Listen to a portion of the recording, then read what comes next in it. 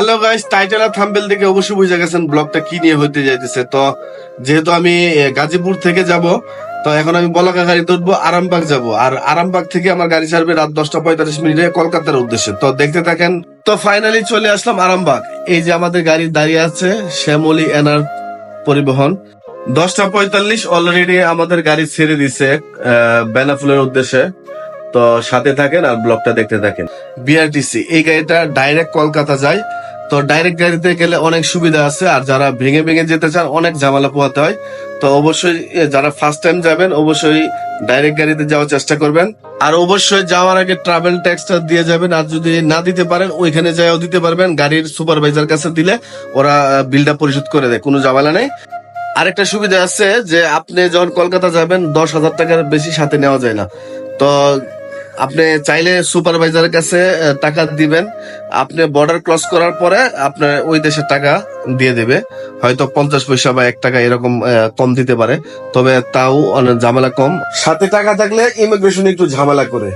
তো অনেক সময় চেক করে না, যারা চেক করে না তারা অবশ্যই ভালোভাবে যেতে পারবে, কিন্তু চেক করলে সমস্যা। টাকা বেশি থাকলে 10,000 টাকার উপরে থাকলে তখন তারা একটু ঝামেলা করে। তো সবচেয়ে বেটার ডাইরেক্ট গাড়িতে গেলে সুপারভাইজার কাছে টাকা দিয়ে দেবেন, তারা ওই পারে যায় আপনাদের ওই দেশের টাকা দিয়ে দেবে, এটাই সবচেয়ে বেটার হয়। ফাইনালি আমরা এখন চলে আসছি বেনাফুল পোর্টে। তো এখন রাত বাজে 2:10, 3 ঘন্টা 20 মিনিটের ভিতরে আমরা বেনাফুল পোর্টে চলে আসছি। তো এখন সকাল 6:30 পর্যন্ত অপেক্ষা করতে হবে, কারণ সকাল 6:30 পোর্ট খুলবে। তো সেই পর্যন্ত আমাদের অপেক্ষা করতে হবে। তো এখন কি আর করবো, এখানে বসে বসে চা খাবো, বাদাম খাবো। তো আপনারা সাথে থাকেন আর ব্লগটা দেখতে থাকেন। আর যারা যারা নতুন যাবেন অবশ্যই ব্লগটা অনেক উপকার আসবে।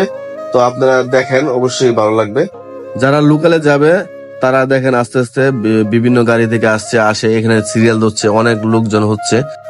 এটা হচ্ছে বেনাফুল মেন গেট। এখান থেকে আমাদের গাড়িটা ডাইরেক্ট ওই পারে যাবে। আর যারা লোকালে আসবে অবশ্যই এই পারে নামিয়ে দিবে, ওই ইমিগ্রেশন পাস করে ওই দিক দিয়ে আবার বের হয়ে ওই পাশে আবার আরেক গাড়িতে উঠতে হবে। আর আমরা এই রাস্তা দিয়ে ডাইরেক্ট গাড়িতে চলে যাবে। এই দেখেন কত মানুষ, এই অনেক বড় সিরিয়াল।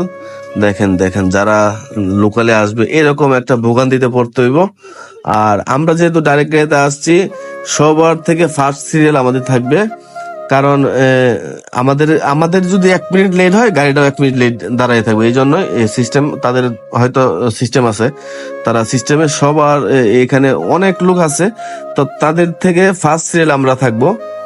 সর্বপ্রথম আমরা ইমিগ্রেশন করার পরে তারপরে ওরা ইমিগ্রেশন করবে। এই আর কি অবস্থা। দেখেন মানুষের পরিস্থিতি, যত সকাল হচ্ছে আর মানুষ অনেক বড় সিরিয়াল। তো যারা মানি এক্সচেঞ্জ করতে চান তারা এখান থেকে করতে পারবেন, বা বর্ডার ক্রস করে ওই পারে করতে পারবেন, এটা আপনাদের ইচ্ছা। তো এখানে আবার যারা ট্রাভেল ট্যাক্স দেন নাই তারা এখানে অনেক ছোট ছোট দোকান আছে। এই দেখেন ছোট ছোট দোকানগুলা, এখানে ওদের কাছে ট্রাভেল ট্যাক্স দিতে পারবেন। তো যারা পাসপোর্টে ডলার এন্ডোর্স করেন নাই তাদের জন্য একটু ঝামেলা করতে পারে, অনেক সময় ছেড়েও দেয়। তবে সবচেয়ে বেটার আসার আগে যে কোনো ব্যাংক থেকে যে আপনি ডলার এন্ডোর্স করাই নিবেন, সবচেয়ে বেটার ডলার এন্ডোর্স করে পাসপোর্টের পিছনে সিল মারিয়ে নেবেন, নাহলে একটু ঝামেলা করে। তো সকাল হতে লাগলো আর অপেক্ষার সময় যেন কাটছেই না। তো সকাল হয়ে গেছে, এখন আর কিছু টাইম বাকি আছে, এখনই আমরা সিরিয়ালে যাব। তো এই দেখেন সকাল হলো আর কি অবস্থা, এত বড় লাইন, এত বড় সিরিয়াল। যারা আসলে লোকালে আসবেন তাদের জন্য একটু কষ্টকর। অনেক সময় 1টা 1:30 2টা বাজে যায় ইমিগ্রেশন ক্রস করতে, এত লোকের ভিড় থাকে। আর বিশেষ করে শুক্রবার দিন ভিড়টা বেশি থাকে। তো সবাই চেষ্টা করবেন ডাইরেক্ট গাড়িতে যাওয়ার জন্য, কারণ ডাইরেক্ট গাড়িতে গেলে একটা সুবিধা যে আমরা সবার ফার্স্ট আমরা ইমিগ্রেশন করতে পারি, তাড়াতাড়ি করে আমরা ইমিগ্রেশন ক্রস করতে পারি। তো এটা হচ্ছে আমাদের ট্রাভেল ট্যাক্সের কাগজটা। আর ফাইনালি আমরা এখন ইমিগ্রেশন শেষ করে ইন্ডিয়া বর্ডার ক্রস করে ওই পারে আছি। তো এখন আমরা ওয়েট করতেছি, বাকি যারা আছে সবাই আসলে আমরা একসাথে গাড়িতে উঠবো আর গাড়ি ছেড়ে দেবে। তো সাথেই থাকেন। তো নাস্তা খাওয়ার জন্য এখানে গাড়ি ব্রেক করছে। তো যারা যারা নাস্তা খাবেন এখানে ব্রেক করবে, নাস্তা খেয়ে নেবেন। তো আমার হোটেলের পরিবেশটা ভালো লাগে না বিধায় আমি নাস্তা করি নেই, শুধু 1 কাপ চা খেয়েছি। চা খেয়ে এখান থেকে আমরা রওনা দিয়েছি কলকাতার উদ্দেশ্যে। তো আমরা অলরেডি কলকাতার ভিতরে ঢুকে গেছি। তো এখানে রাস্তাঘাট গাড়ি দেখতেই পাচ্ছেন। অবশ্যই আনকমন জিনিস, কারণ আমাদের বাংলাদেশের সাথে এখানকার কোনো মিল নেই, গাড়ির সাথে মিল নেই, রাস্তাঘাটে মিল নেই। তো এক এক দেশের এক এক সৌন্দর্য। তো তাদের এই দেশের জন্য তাদের এই গাড়িটাই তাদের দেশের সৌন্দর্য। তো সব মিলিয়ে ভালোই লাগছে। তো ব্লগটা দেখছেন, তো আশা করি যারা দেখছেন, যারা নতুন আসবেন, তাদের জন্য একটু হলেও উপকার আসবে। তো আমরা অলরেডি কলকাতা এসে গেছি। তো ব্লগটা এই পর্যন্তই। সবাই দোয়া করবেন আমার জন্য। আর যদি ভিডিওটা ভালো লাগলে একটা করে শেয়ার করে দেবেন, লাইক করে দেবেন, কমেন্টস করে দেবেন। আর বিশেষ করে এখানে আসার পর অবশ্যই যদি গাড়িগুলোতে চলাফেরা করেন, ট্যাক্সিতে দাম দর করে নেবেন, কারণ তারা 10 টাকার ভাড়া 40 টাকা চায় বসে।